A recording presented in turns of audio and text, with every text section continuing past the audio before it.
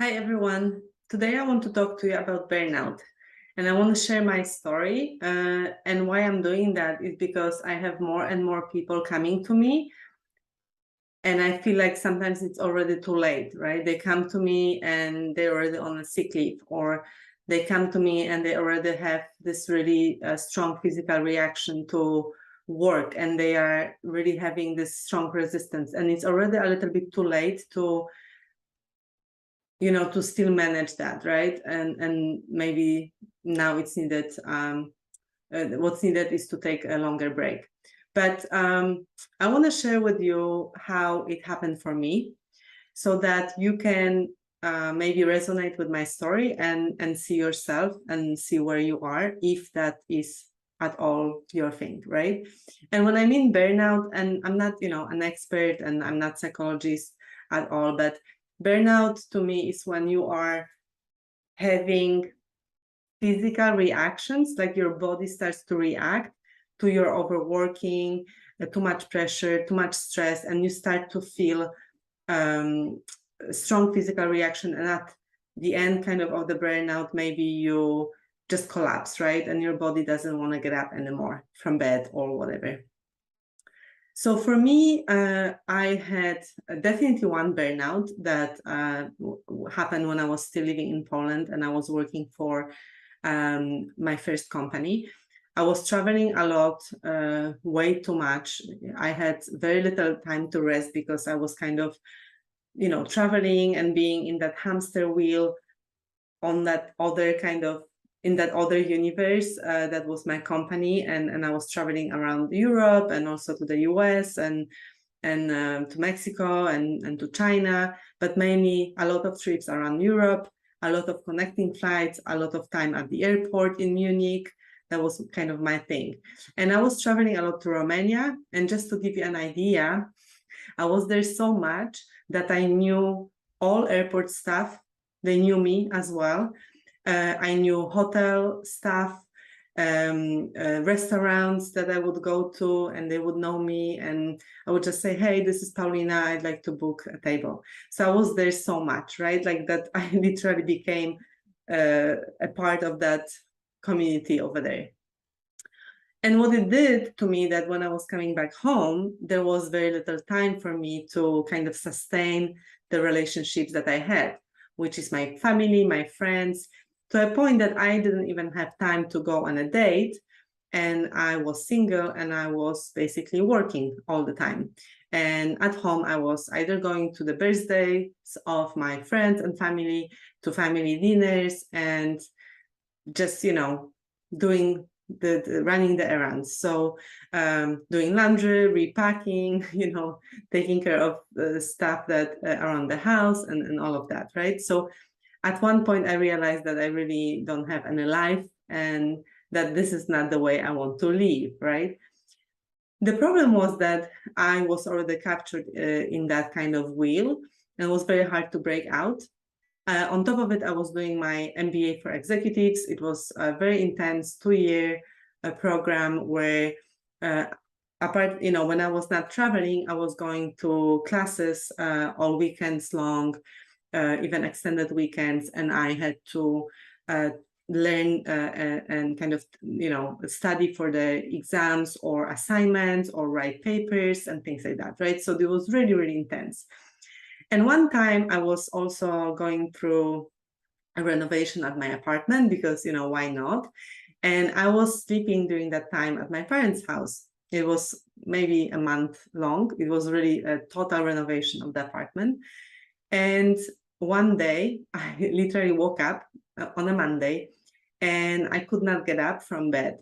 I kind of, raised myself and I went back to sleep, and I had my BlackBerry next to me always. There was time of BlackBerries, and I basically just texted like my boss and my top like key people in my team that I will not be able to come to work, that I'm sick. And I slept for 3 days nonstop.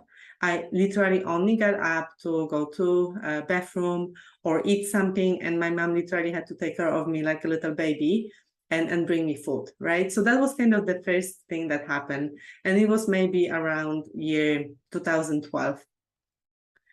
And then towards like, because I was still doing my MBA and I had to still kind of continue, of course, because I committed to it and I felt like I have to.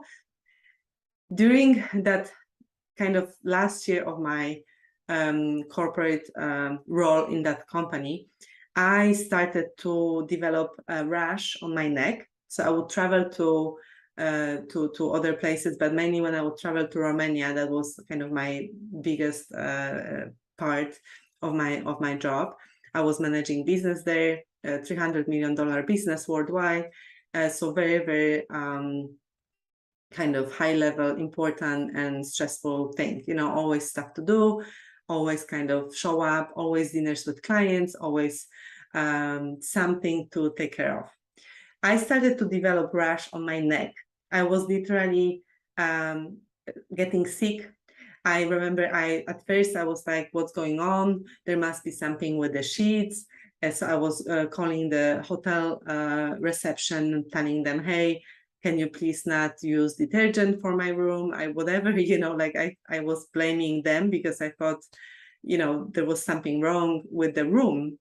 And I even had to like wear shawls so that it covers my neck because, I was taking care of clients, they would come and I would look like really, with a lot of rash and redness on my skin, on my neck.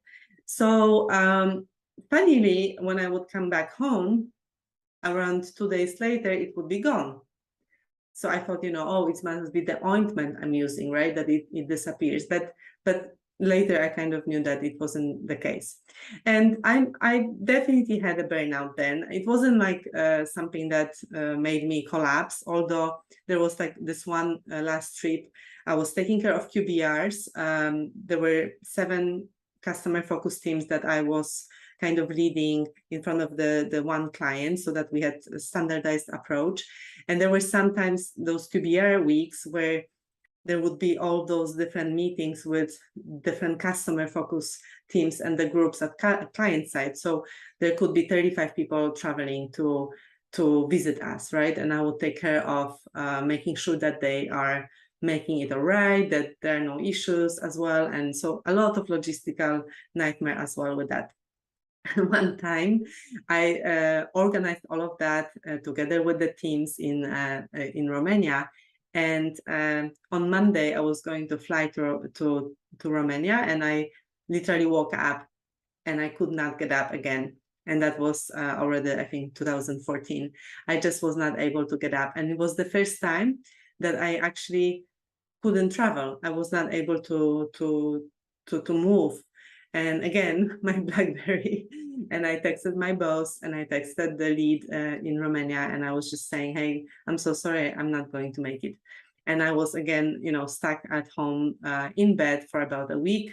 I would, of course, get up a little bit, I was living by myself, so there was no one to come to rescue, but, my friends would come bring me bags of food, and I was just in bed watching films or sleeping or trying to kind of recover. So this was kind of how bad it was for me. And at the time I was living in Poland, so there was no such thing as burnout in Poland, at least not then. And when the job kind of came, job opportunity from Amsterdam, I really seriously looked at it, and I believe my leader within was like, you need to go for it. And I mustered all my courage and made the move. And that saved my life, I think, at least my health at the time, because I could recover, and that's kind of the first story of the burnout that I had. Let me pause here, and I will come back to my second story next week so that I don't overwhelm you with all of this, and you can also later find it on my YouTube channel. So thanks for now, and see you next week.